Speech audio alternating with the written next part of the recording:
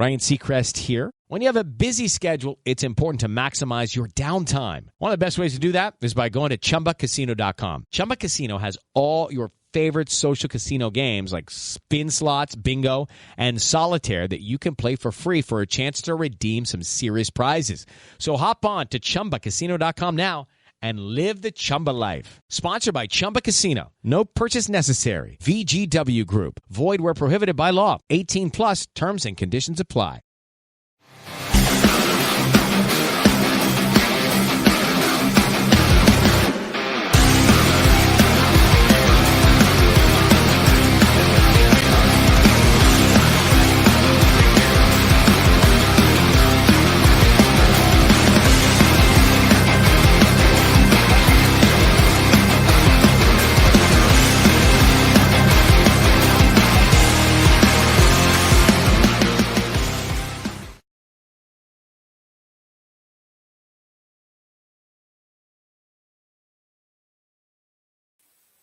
My mic was muted. Sorry about that. Anyway, hello, everyone. It's your girl, Gabrielle. This is Hot Topics. Welcome to the show. If you are new to the show, let me tell you what we're about. So this is the web series where we like to have those deep discussions about things that people don't really say out loud, or it's not publicized, or it's you talk about it, but it's at the kitchen table or inside your house or in small groups. So what we're going to do, we're going to take those conversations and we are going to put it out there for the world to see. And this is the web series to do that. So when you see Hot Topics, you might think, oh, celebrity gossip. This ain't no celebrity gossip. This is real talk, a real conversation. This is what this web series is all about. So we like to focus on certain topics. We like to focus on things in mental health, physical health, employment, finance, education, personal relationships, social relationships. We had a topic about divorce. We had a topic about being a child of divorce. We had a topic about financial literacy, right? Check out our video library and to see all those episodes that we talked about. But while we do have a narrow scope, we believe that any topic is an educational tool, and the life stories and the educational tips that our guests like to share, or they have to share rather, all of that will be used to educate you. I hope that makes sense. But with that said, let's get right to it. So the topic for today is abilities and beyond. So what does that mean? That means we are going to talk about children with disabilities and how we can put them in the workforce, right? So your child may have a disability, that doesn't mean that it is a disability. It means that you are still able to fulfill those daily tasks. They're still able to make a daily living and to live a daily life, pretty much. So we want to show you that just because your child has a disability, or you yourself may have a disability, that doesn't mean that you are unable. Sorry, I'm trying to be cute. I can't think of it. But you know what I'm trying to say. So this, if you have children with disabilities, or if you have one, this episode is for you. And I have a guest with me who is going to join me on the hot seat. Her name is Dr. Dawn Menge, and I can't wait to tell you about her. So I'm just going to get right to it. Oh, and quick note, if you are watching this in real time with us, if you are watching this live, please leave a comment in the chat if you have a question for our guest, or if you have a comment, please leave it in the chat and we will put it up on the screen and we will address it for you. If you're watching this on the replay, that's okay. Leave your comments, questions in the chat. Anyway, we may be able to get to it. All right, quick note over. All right, so let's get to the guest. Who is Dr. Dawn Menge? Let me tell you who she is. So Dr. Dawn Menge has won 70 international awards as the published author of the Queen Vernita's educational series and Dragon's Breath, including the Special Recognition Champion Award from Conquering Disabilities with Film, Best Written Word from Miracle Makers Film, Hollywood Dreams Film, and International Author Boss Award from Power Conversations magazine. How to have fun, anytime, anywhere. Step 1. Go to ChumbaCasino.com. ChumbaCasino.com. Got it. Step 2. Collect your welcome bonus. Come to Papa welcome bonus. Step 3. Play hundreds of casino-style games for free. That's a lot of games. All for free? Step 4. Unleash your excitement. Woohoo! Chumba Casino has been delivering thrills for over a decade. So claim your free welcome bonus now and live the Chumba life. Visit ChumbaCasino.com. VGW Group. No purchase necessary. Void where prohibited by law. See terms and conditions. 18+. Her published works also include the 6 federal individual education plan goals and the effectiveness of their implementation in preparing for transition. Dr. Dawn Menge has a PhD in education. She specializes in curriculum and instruction. She also holds a master's and a clear credential in moderate and severe disabilities and a bachelor's degree in human development. Dr. Dawn Menge has been teaching students with severe cognitive delays for over 20 years and mentors and lectures graduate students. Dr. Menge is the mother of 3 and the grandmother of 6 beautiful grandchildren. That is awesome. All right, so I'm going to bring her to the stage right now. Hi, Dr. Menge. How are you doing today? I'm fine. How are you? Good.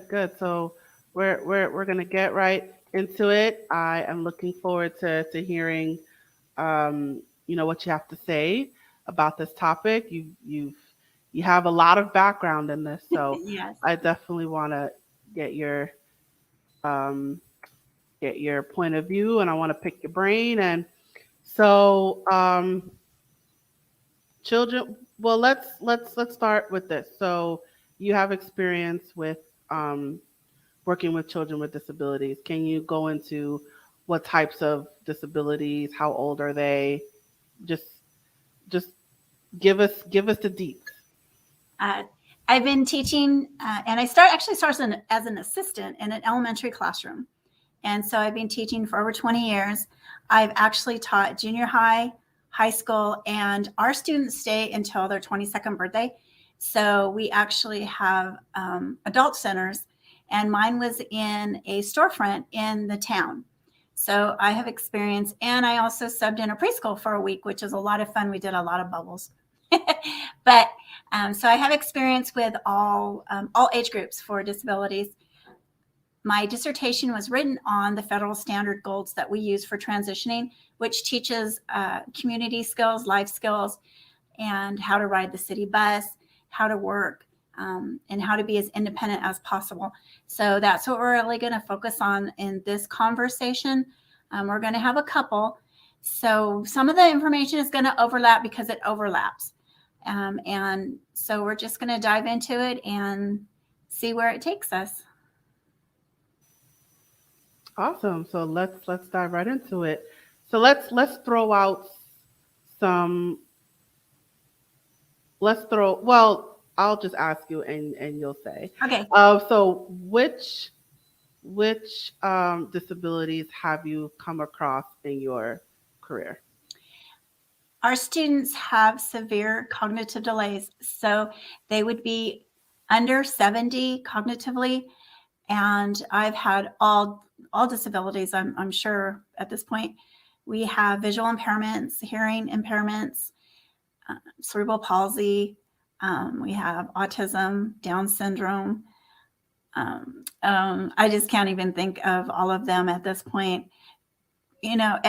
Every seizure disorders. Every disability, sometimes they have a combination of disabilities. They might have autism and a seizure disorder. They could be visually impaired. And of course, there's different degrees from that, from being legally blind to different kinds of visions that they might have. It changes per child, and our classrooms are specialized classrooms within districts.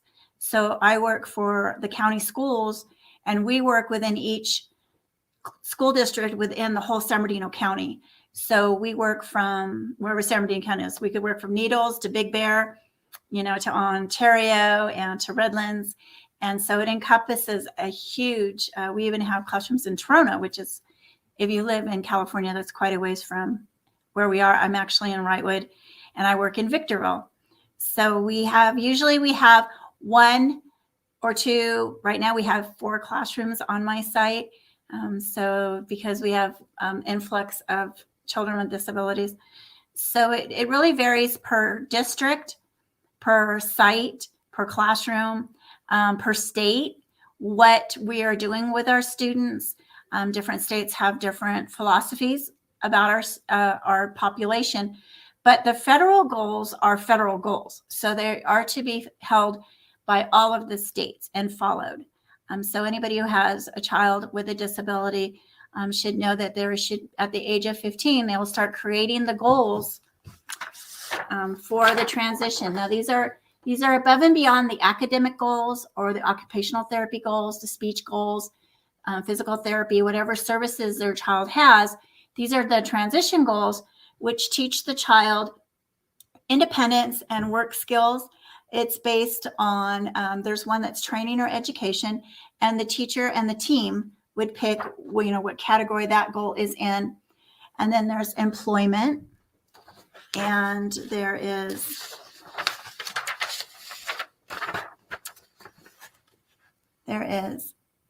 community experiences. And that could range from monetary skills. A lot of my students are learning to count bus passes, to give them to the bus driver, to ride the community bus, to speak to the public, to order and pay for meals or whatever it is that we're doing. And then we have living skills and independent skills. So this could also range from, again, learning to count money, handling your own money, budgeting your own money, to toileting, feeding yourself. It depends on the cognitive ability and the physical ability of the child and the goals. And the team creates the goals. So the parent is highly involved in the educational process of their child.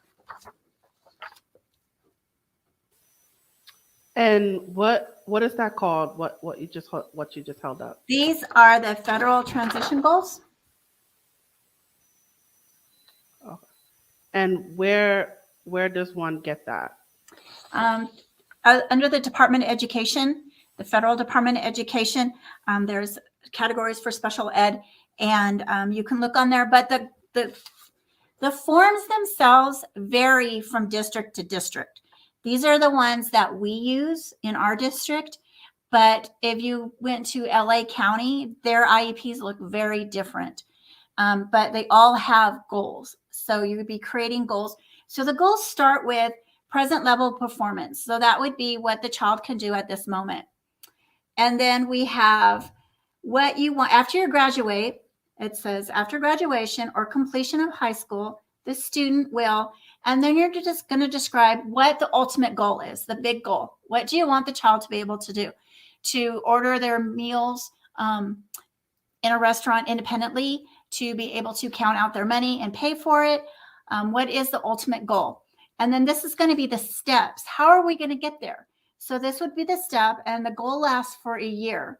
So a child has an IEP every single year, and it's a legal document. So when everybody signs this, everyone's legally bound to do this. And this is what we're working on. And it talks about how you gauge it, if it's an observation, if you're testing, who's helping, the assistants, maybe the speech therapist. You have a goal together with the occupational therapist. There's all sorts of different ways you can combine services so that you're all working collaboratively. If the parent is providing or participating, this is also mentioned in the goal. And so you can always get these, you can get the guidelines off of the federal site, and I can give you the link for that too if you'd like it. Awesome, awesome. I would please send that to me. Okay. Um, so basically, it's different for every district, but essentially the content is the same. Right. The forms are different, but the actual having the goals starting at 15 and above are mandatory by the federal government. So, and this is above and beyond the academic goals or the speech goals, occupational goals, the services goals, but they can all be combined. Like if I had a goal where my speech therapist would also be involved, then they would also be on there. So some of the goals are combined.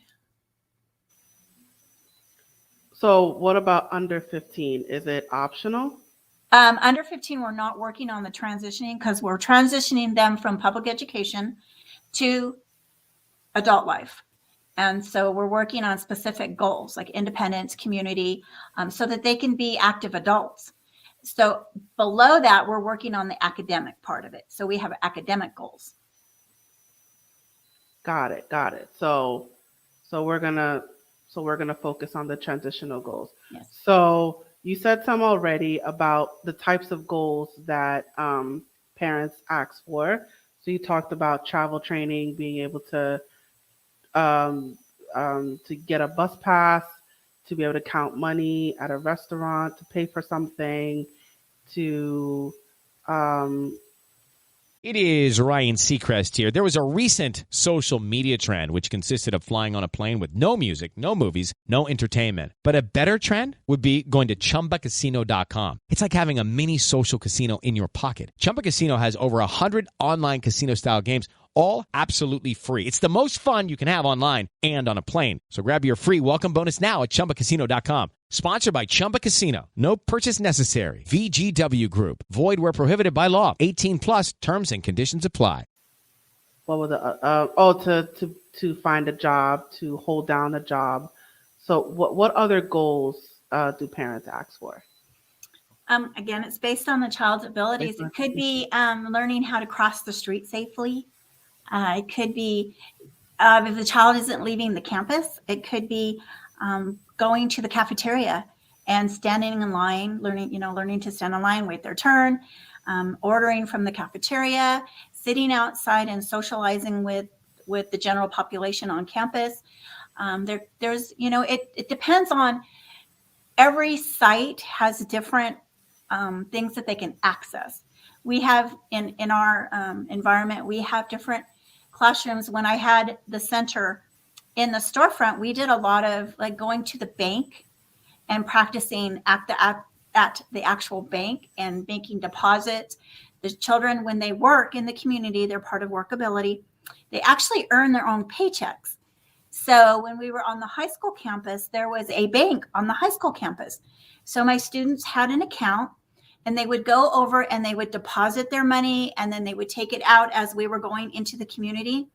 We also had a business, and some of our classes in the high desert have businesses, and we made Christmas trees out of hangers and we put Christmas lights on them and garland and we sold them. We made toll painting, we recycled, and we used that money, and the students helped budget to go. We went all over the place. We did lots of activities in the community, and my students actually earned all of their own money, and we went swimming with the dolphins in SeaWorld. And it was a great educational lesson for them in earning how much money we needed. We made one of those big thermometers and we added it all up, and it took us a year to earn the money. But the parents all came, and it was a wonderful experience and everybody loved it. So was there a teaching moment in that? A teaching moment? Yeah, or an educational component to that? Well, the whole thing was educational. Of course, we're at SeaWorld, so we're learning about animals and sea life. And so we had all of that. We learned a lot about dolphins and how they lived. And there's a lot of therapy in the animals themselves. I had a child who actually had become paralyzed, and I was homeschooling. And so part of her ability to be able to go, she had to do a lot a lot of work with our OT therapists and our physical therapists to be strong enough to make the trip, to travel to San Diego. She actually got into the pool in a harness. They put her in a harness and put her down, and she was able to be around the dolphins. And we do a lot of work with the service animals, dogs, horses. The dolphins were part of that also. It's soothing, it's therapy. The children connect to the animals and the animals connect to the children. So it really helps them stay calm. And of course, everybody needs to learn about sea life and marine life and conservation. And so there was a lot. And of course, we had earning their own money, budgeting their money, all of that.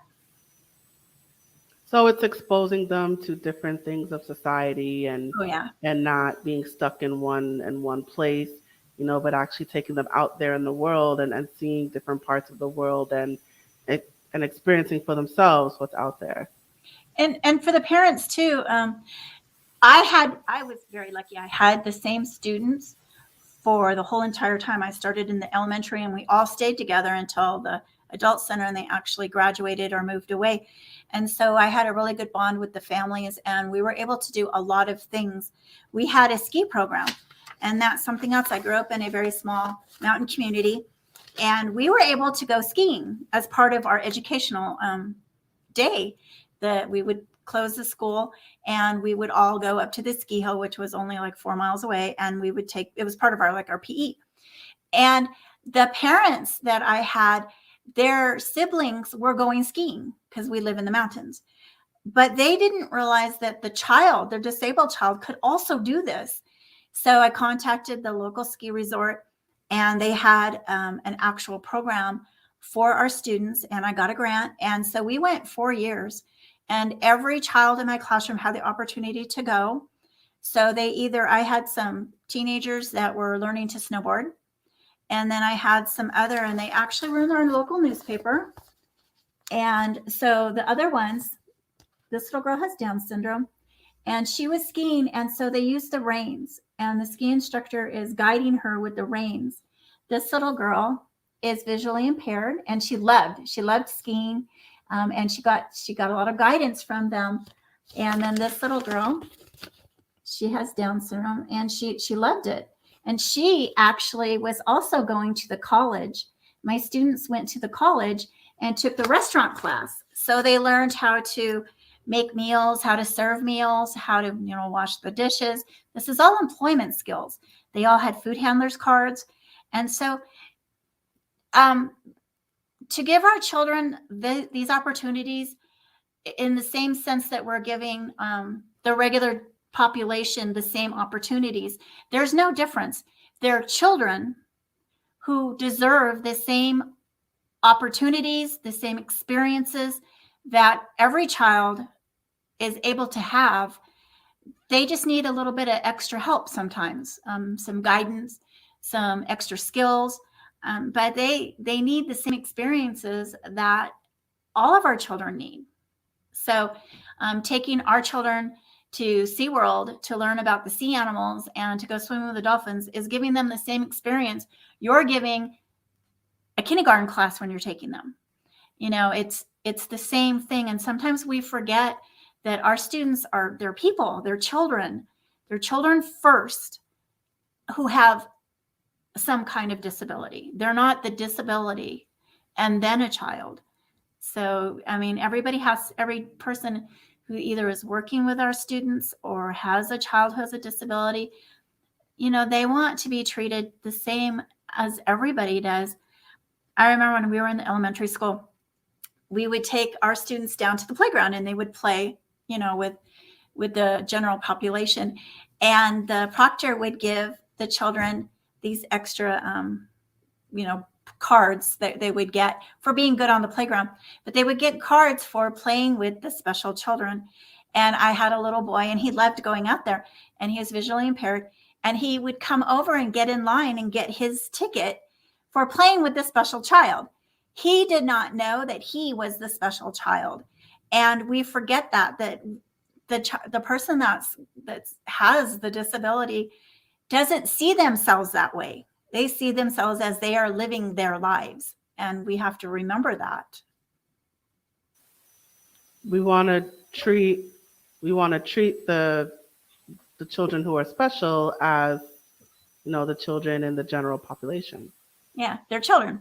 They're children. They need a little help, whatever the help is. They need help walking. They may need help seeing. They might have a seizure disorder. They might have some health impairments. Whatever it is they need, but they're children. And we have to, the parents too, if I have parents who are listening, the school, they're there to help you. They're there to support you. They're not there to make your life harder. They're not there to not provide for your child. If you feel that they aren't, then you go to the administration. We have SELPAs. There are places you can go where you can get more help or guidance in the educational process of your child. If you're in a meeting, and the meetings can be incredibly overwhelming, there could be 15 people there, and you have all of the different experts talking about your child, but it's your child, so you are the expert on your child. And if your child's doing something at home and you don't want to let us know, we need to know. Sometimes we have behaviors in the classroom and we don't know what the antecedent is, which is why it's happening. We can't figure it out. And then a parent will be talking, and then after a while they'll disclose, well, this happens or that happens. Oh, okay, well, that explains what's going on in the classroom. And now we can guide the behavior and come up with a better solution to prevent this. And then it works both ways. If we're working at home or at school, it goes back into the home too, and vice versa. If you support the classroom at home, then the classroom can support you. It's just like regular ed. We all need to support each other and work together. But don't go into a meeting thinking that the school staff or the experts, the psychologist or whatever, are there to overwhelm you or to maybe make you feel like you don't understand. If you don't understand, you stop the meeting. You have the right to stop the meeting at any time and say, I don't want to do this. I want to think about this. I want to go talk to someone else. And you can invite anybody you want to those meetings. It's your meeting. And you don't have to ask. You say, this is who I'm bringing. You can bring grandma and grandpa. And in fact, if they spend a lot of time with the child, the grandparents or an aunt or an uncle, it's good to have them at the meeting, because now we know what what their experiences are with the child and what's going on. We're there to help, and you need to have open communication with your teacher. Absolutely, absolutely. And I think you're talking about, I think the term is called echo mapping, where you're bringing in all the involved parties with the child, and you're bringing them all into the same educational space, because all these parties, all these different people are invested in the educational welfare of the child. So it's not just you, the parent, but it's you, the parent, and grandma and grandpa and all the teachers and brother and sister. You're involving a lot of people. Everybody. There's a lot of people involved. So, and we all need to know, we all need information. Like, if something's going on in the classroom and I'm just like, I don't know what's going on. Like, why is this going on? And I mention it to the parent and they're like, oh, well, this and this. And I'm like, oh, okay. If a grandparent dies or somebody's sick, we need to know that, because the child is going to be reacting to that in the classroom, and we can help. We can help the family. Also, we have something called Inland Regional Center, and it's an outside resource who comes into the home, and they bring behavior specialists. They have academic specialists. They do something called respite care, which means they go into the home and stay with the child, so the parents can go out and do what they need to do, go shopping, go to dinner, whatever it is that their needs are. They have other children that they need to go to games or whatever they need to do. The respite care is there. So always apply for those extra resources, and then start working on like Social Security, and be aware that when a child leaves us at 22, which is what we are working towards, there are places for them to go. There are programs. So the higher we can build the child inside the classroom, more independence, the more ability they are to assemble things. They can get a job. We have a warehouse where the children work. Well, they're adults at the point, and they assemble things all day, and they earn a paycheck. So they're earning their own money, and it's a job. So if they don't come to work, if they aren't doing their job, if they're, goofing around or whatever, they don't get to stay there. So we have to teach them to, follow directions, to stay on task, to be polite, and all of that. And we need to teach them at home also. We can't make excuses for their behavior. Oh, well, they have this. No, we need to find out why they're reacting, why they're having a behavior, and then try to teach them to self-monitor their behaviors. So you need to teach them to monitor their own needs, which would be the ultimate goal. But we have, they range from just day programs where a child in a wheelchair would go and socialize all day with other people his age. And they have art programs and photography programs and gardening programs. And they go out in the community and they walk and they go to the movies and they go bowling. And, they have this life that's out there for them. They don't need to just stay home. And so we have to remember that and seek those sources out. Right. And all those resources are available to parents. So it's not like, they feel alone or, they have to struggle. The information is out there. The resources are out there. It's just taking advantage of it and taking that first step to go get it. But that information is out there. Yes, it is. And if you don't know where it is, you can reach your administration, your teacher. We have SELPAs that have information for that. We're at a meeting, and in fact, I just had one the other day, and the parent wanted to know her regular eye doctor couldn't service her child. And so she says, I don't know where to find a doctor who works with. Hello, it is Ryan, and I was on a flight the other day playing one of my favorite social spin slot games on ChumbaCasino.com. I looked over the person sitting next to me, and you know what they were doing? They were also playing Chumba Casino. Everybody's loving having fun with it. Chumba Casino is home to hundreds of casino-style games that you can play for free anytime, anywhere. So sign up now at ChumbaCasino.com to claim your free welcome bonus. That's ChumbaCasino.com and live the Chumba life. Sponsored by Chumba Casino. No purchase necessary. VGW Group. Void where prohibited by law. 18 plus. Terms and conditions apply. Her daughter has autism and intellectual disability because she can't read the eye chart. So the doctor says, I can't test her for her eyesight. And so our nurse has a list of specialists that work with children with disabilities. We have a list of dentists that work with children with disabilities. So if you're sitting at a meeting and you need something, you need to take your child somewhere, ask, because we have those lists. We have the forms. So when a child turns 18, they're a legal adult. And sometimes people don't understand that. So someone could have them sign a contract or an apartment or anything, and they would be legally obligated to it because they are an adult. So the parent needs to get conservatorship. So if we're sitting at a meeting and we just start discussing with the parent at an early age, 14, 15, 16, when the child turns 18, you need to make sure that you're getting conservatorship. So we give them plenty of time to think about this because it's a process. It takes a lot of work. Sometimes they have to hire lawyers, and you have to go through the court system and all of that. And you can apply for Social Security. But if you don't have that, sometimes people feel like, well, I'm taking that away from my child. Now I'm taking their rights away and their power in their life, but you're not. What you're doing is protecting the child so that if they need the protection, they have it. But if the child is able to make some decisions on their own and you feel comfortable with that, then let them do it. It's just you're their backup. So if they need help, then you're there and you say, well, you know what? I have conservatorship over this child. So they can't sign that contract with you. This isn't legal. Or they can't give you their paycheck. They can't do that.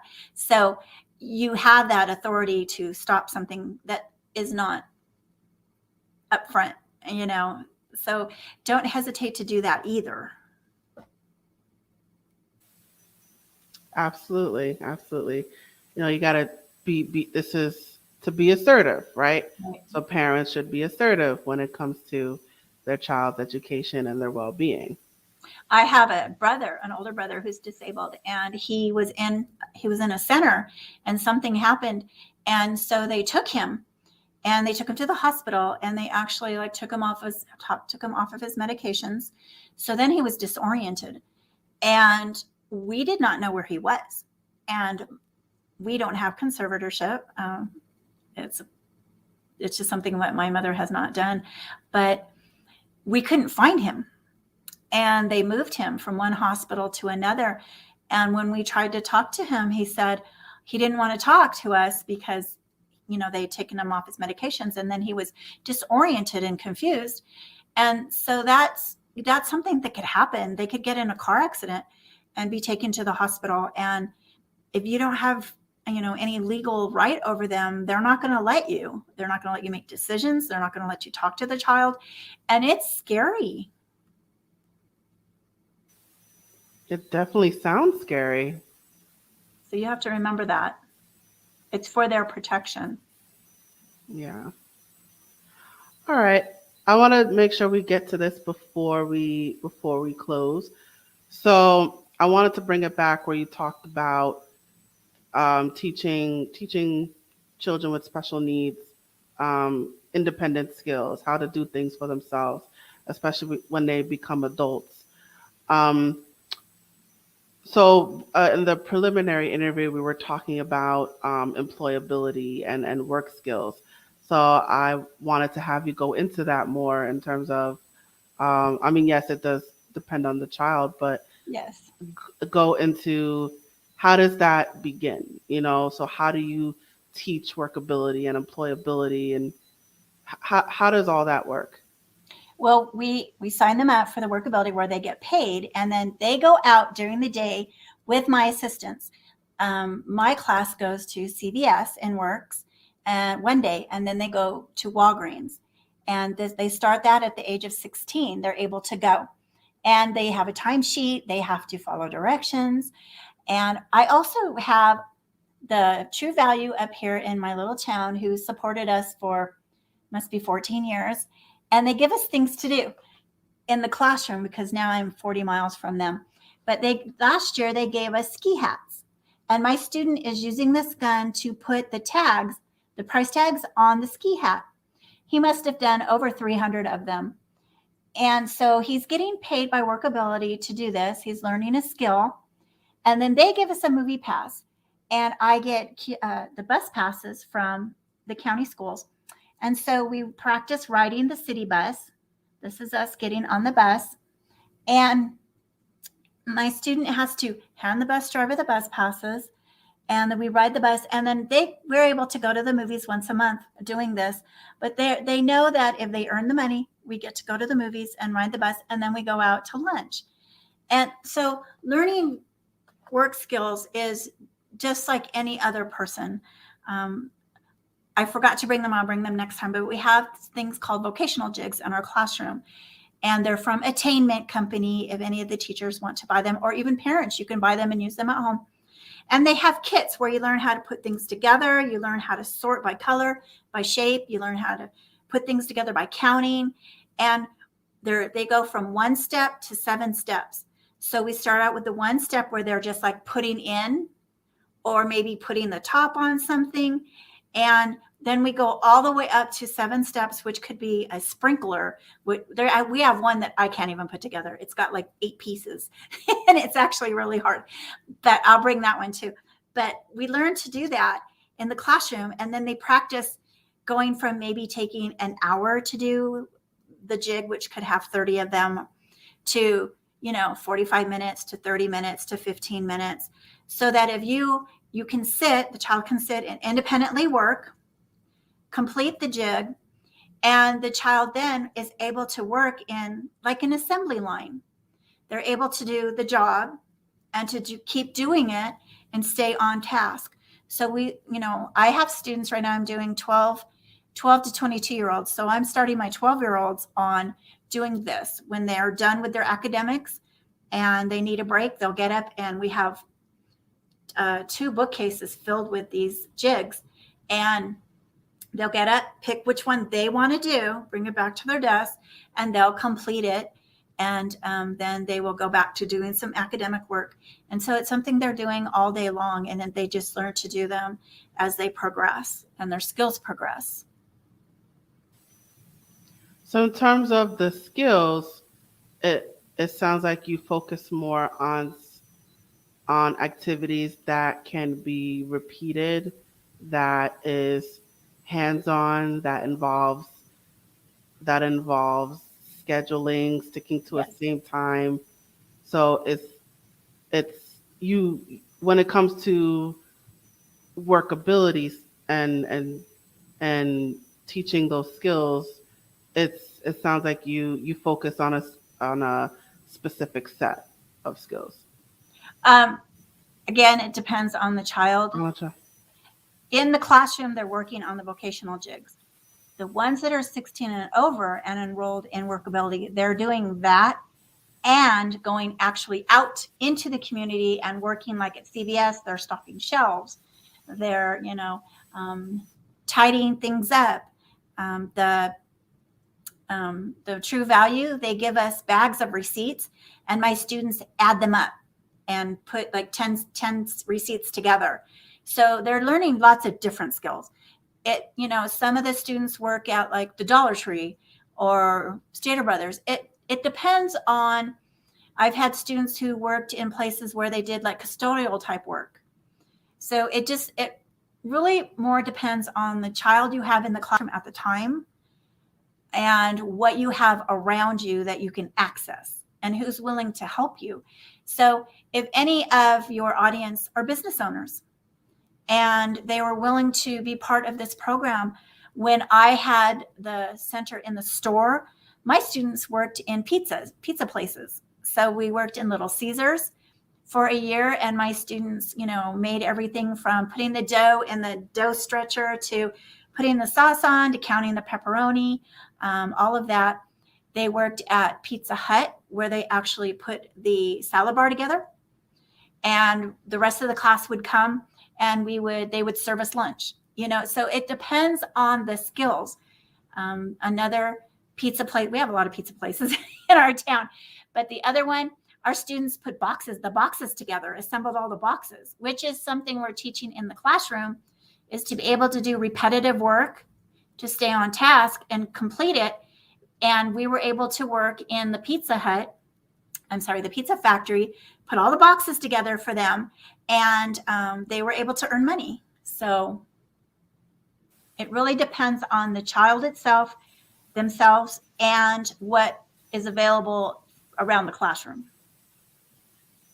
So now, in terms of where they go to work, do you already have those relationships with the employers, or do you encourage students to just find any job? No, my students don't. My students, again, are cognitively delayed. So we actually have a specialist who has all of the contacts, and from the school site, he knows like what businesses are willing to have our students in there.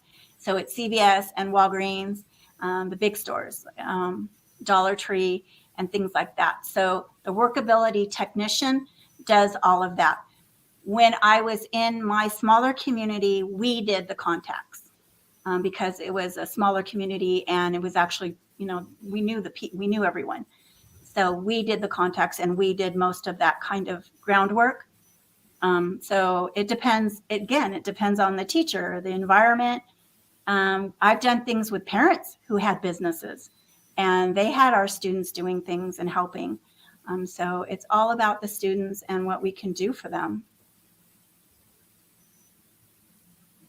Absolutely. Absolutely. And I'm wondering, is it safe to say, again, I know it depends on the student, but in terms of training at home, right? If I had a child who was work ready, what can I do to get my child prepared? Is it things like giving them a task that they have to do at the same time every day or the same day every week, or something that involves a lot of repetition? What can parents do to, um, I mean, even early on, I mean, not waiting until they're teenagers, but Oh even yeah, starting no, when they're small, yeah. what can parents do to instill those skills at home? It's well, start with every child. You start with chores, having expectations, having high expectations, having them help make dinner, having them help set the table, make their beds, do their own laundry, independence, helping the other dad, mom, in the yard, all of that, teaching responsibility, making sure that they, whatever it is you've asked them to do, that they complete it and that they do it correctly, and that they are able to be corrected. Some people can't, take criticism or being told no. And the children need to learn that they're going to be told no, and they're going to be asked to do something over again if they don't do it correctly. And they can't get upset about that. They have to have the same tolerance, And so, and for parents, take your child out into the community with you. Sometimes it's hard. Sometimes it's very hard. I have gotten children, I went from the adult center in town where we were out in the community constantly, I was moved to a new school site when everybody grew up and moved away. And the parents, I said, well, we're going to go do this. We're going to go to this restaurant and have lunch. And the parents were like, no, you're not taking my child anywhere, because they were having a hard time taking their child. So they weren't exposed to even like field trips and going out in the community. And why do we need to do that? And so I had to do a lot of educational work with the parents themselves. This is why we need to do this. They didn't know there were centers that the children could go to after they left us. They didn't know why we were trying to teach this, and so there was a lot of groundwork I needed to redo with just the whole system, getting out onto the campus and going to the cafeteria. People are like, why are you doing this? Well, because there are students on campus, they can go to the cafeteria, but there was a lot of mismanagement about our students. And so, you have to take your child out, even if it's tough, even if it's just for a short time, until they can build up, a tolerance for being out in the world. Everything that you do to help them grow and be independent. How to have fun anytime, anywhere. Step 1. Go to ChumbaCasino.com. ChumbaCasino.com. Got it. Step 2. Collect your welcome bonus. Come to Papa welcome bonus. Step 3. Play hundreds of casino-style games for free. That's a lot of games. All for free? Step 4. Unleash your excitement. Chumba Casino has been delivering thrills for over a decade. So claim your free welcome bonus now and live the Chumba life. Visit ChumbaCasino.com. VGW Group. No purchase necessary. Void where prohibited by law. See terms and conditions. 18+. Teach them to use the microwave, heat their own food, pick out their own food. I had a parent once, we were teaching the child to heat up their breakfast in the microwave. And here I thought this was a wonderful thing. Look, they can heat up their own stuff. And the parent kept telling me, no, he can't do that. And I'm like, yes, he can. Watch him do it. And she didn't want him doing it. I didn't understand that. And she actually took him out of my class because I was teaching him independence. So you have to view the child as someone who is capable of making some decisions on their own.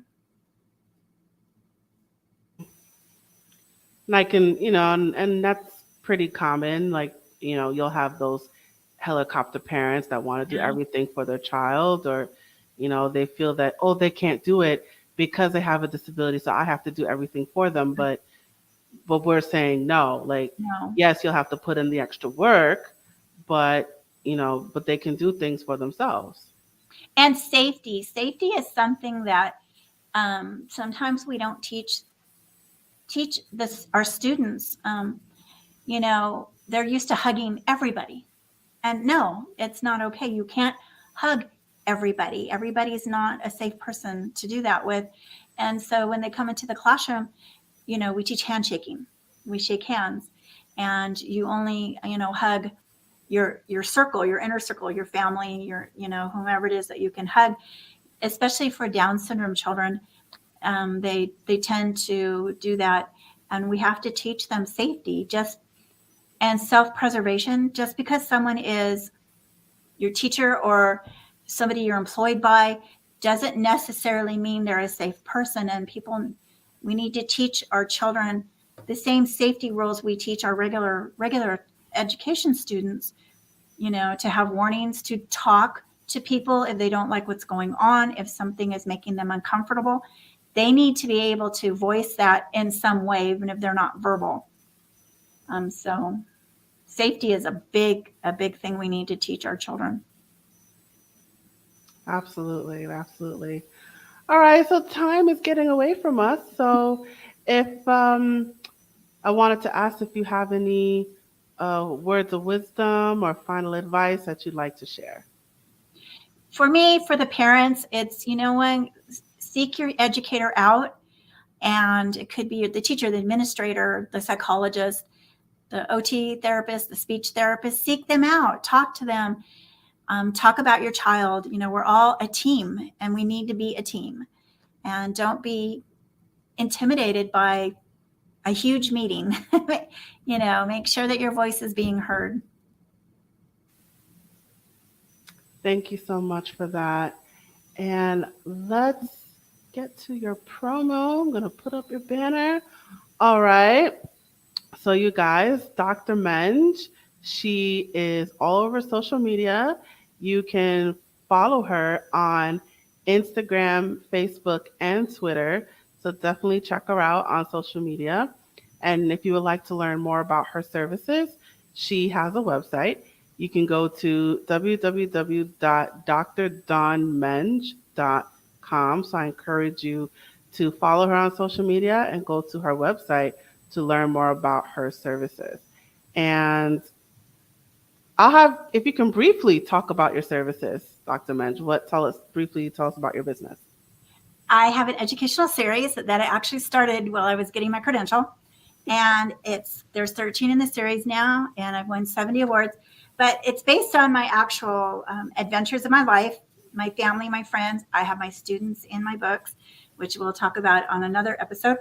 But they go pre-K to 7th grade, and they're educational. So they're based on the calendar skills, their math skills, days of the week, months of the years. And this one is on camping. It's pre-K to 1st grade. And it has sandcastle making and kite flying and fishing. And it's about getting out and having adventures, an ostrich farm. And I have one that's on astronomy. I wrote this with my brother. And this one has some disabilities in it. And this is actually my friend's son who has cerebral palsy. And this is my brother. My brother's an astronomer. So he wrote the book with me. And he wanted the bunny slippers and the crazy hair, but he's teaching Jake, who has cerebral palsy, about the universe. And so all of my books are highly educational, and they're all based on rote learning. They have the same format, so they're great for children who have learning disabilities, anyone, any age level that's learning English as a second language. And it has just lots of fun facts in it. Absolutely. And speaking of books, so all those are books that you wrote, right? You Yes. wrote or co-wrote. Those are, Yes. that's all your library. And can people purchase those books for themselves? They're on Amazon. My publisher is Rushmore Press. They're on Barnes and Noble. All you have to do is either Google my name or Google Queen Vernita's Visitors, and you can find them anywhere. I also have one that's not part of the series. It's called Dragon's Breath. It's pre-K to 1st grade. It's a story about a king and a queen who run into a very mean dragon who becomes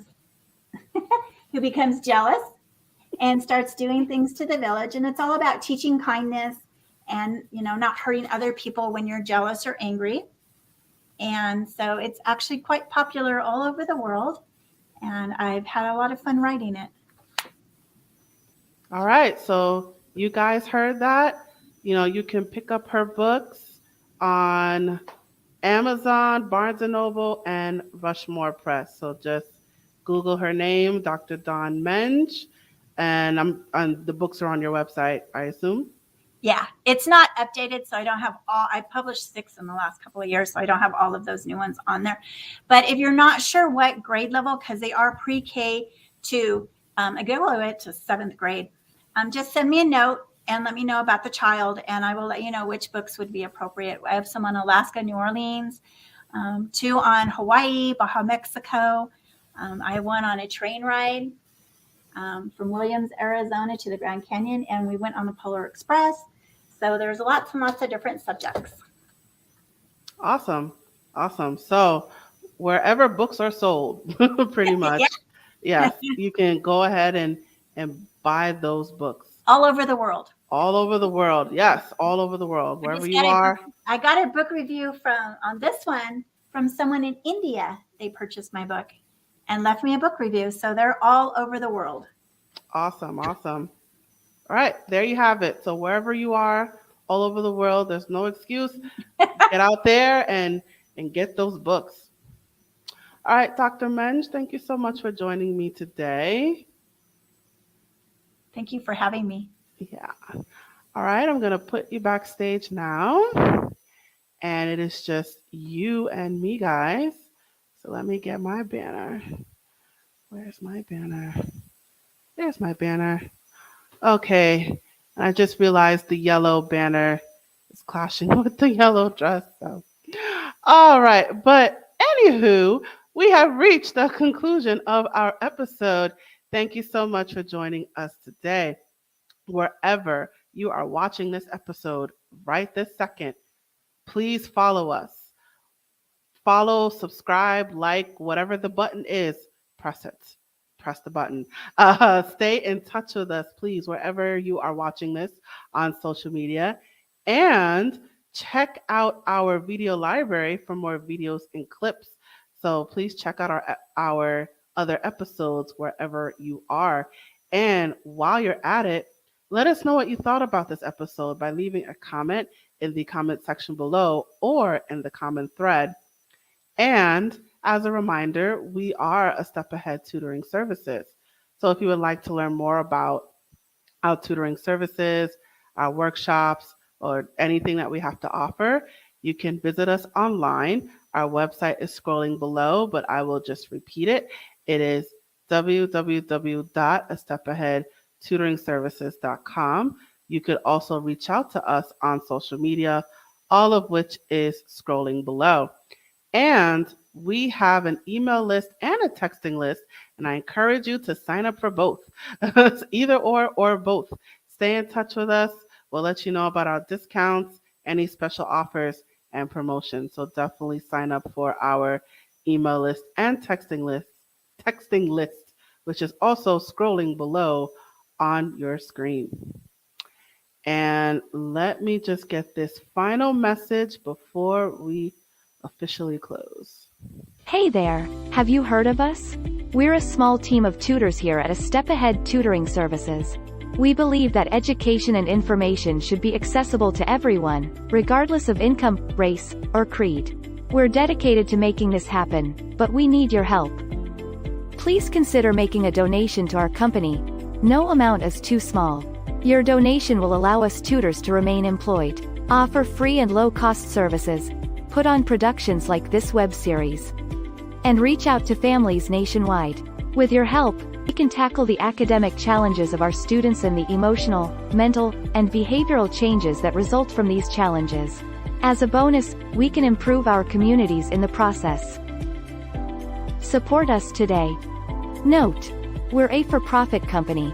We're not a charity. Your donation may not be tax deductible. Please consult a tax professional.